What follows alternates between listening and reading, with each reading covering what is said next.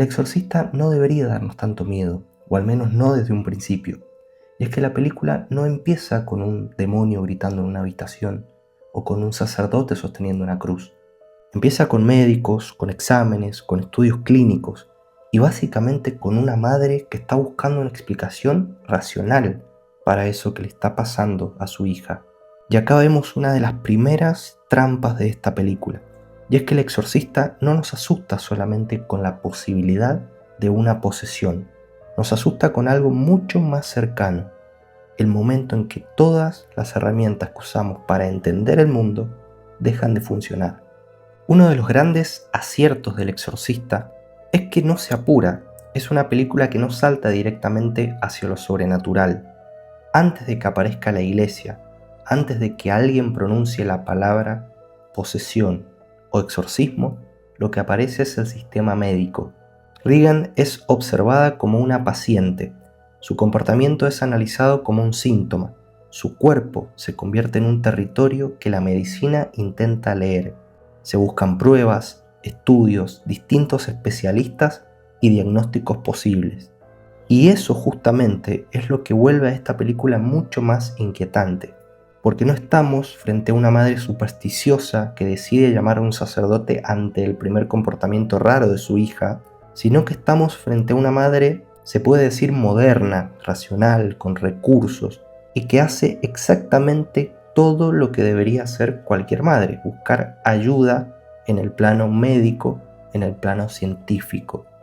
Primer punto importante: la película necesita que la medicina parezca seria para que su límite sea más perturbador. Segundo punto importante: el miedo no nace de la ignorancia, sino del fracaso progresivo de las explicaciones razonables. La ciencia no falla, pero no alcanza. Hay una lectura bastante superficial acerca del exorcista, y es pensar que la ciencia se equivoca y la religión tiene toda la razón. Porque la verdad es que la película es mucho más incómoda que solamente eso. La trama en ningún momento ridiculiza a la medicina, no presenta a los médicos como tontos, al contrario, los muestra trabajando, observando, proponiendo todo tipo de hipótesis y causas posibles. El problema es que cada intento de explicación parece quedarse corto frente a lo que ocurre.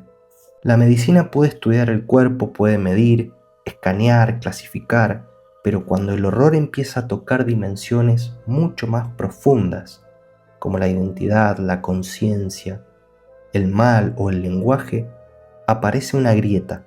Acá la pregunta no es si la ciencia sirve, la pregunta viene a ser otra. ¿Qué pasa cuando algo no entra cómodamente en ninguna categoría médica? Una madre contra lo inexplicable. El corazón emocional del exorcista no está solamente en Regan, está también en su madre, porque Chris no llega a la fe desde la comodidad de una creencia previa, llega desde la desesperación. Lo primero que hace esta madre es buscar respuestas racionales, luego buscar especialistas, después buscar alguna explicación que le devuelva la sensación de control. Pero cuanto más avanza la historia, más se da cuenta de que el problema no es que su hija esté enferma. El problema es que nadie parece poder decirle qué está pasando realmente. Ese es uno de los miedos más humanos de la película. No entender el sufrimiento de alguien que amamos.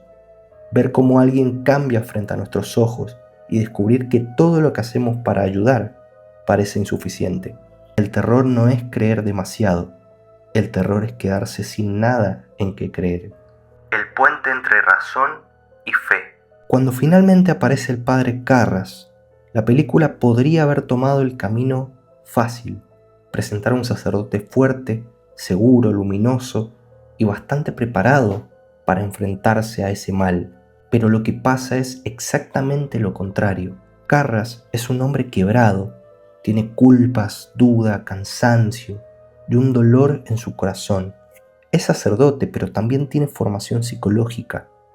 Cree, pero su fe está bastante herida. Escucha lo espiritual, pero piensa como alguien que necesita las pruebas necesarias. Por eso es tan importante. Karras no representa una religión ingenua que niega la razón, representa a alguien que está atrapado entre dos mundos, el mundo moderno que exige evidencia y el mundo espiritual que habla de realidades que no siempre se pueden medir. Antes de enfrentar al demonio, Karras tiene que enfrentar su propia pérdida de fe. El demonio como ruptura del orden moderno. El demonio del exorcista no funciona solamente como una criatura sobrenatural, funciona como una interrupción, una ruptura del orden.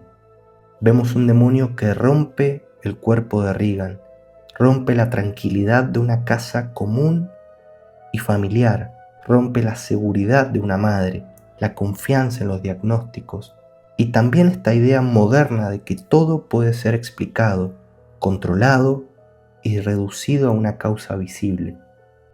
Es por eso que esta película todavía funciona, porque su miedo no depende solamente de creer literalmente en demonios, depende de algo mucho más universal, el miedo a descubrir que la realidad puede ser mucho más profunda, más extraña y más peligrosa de lo que queremos admitir. Puede que el exorcista aún nos siga dando miedo porque no nos entrega una respuesta simple. No nos da a entender que la religión es la que explica todo y la ciencia la que está equivocada. Lo que hace esta película es algo mucho más incómodo, nos muestra a personas que están constantemente tratando de buscar una explicación. Y es quizás por eso que el exorcista después de tantos años nos sigue inquietando, porque no nos pregunta solamente si creemos o no en demonios. Nos pregunta qué haríamos si algún día todo lo que usamos para explicar la realidad deja de funcionar.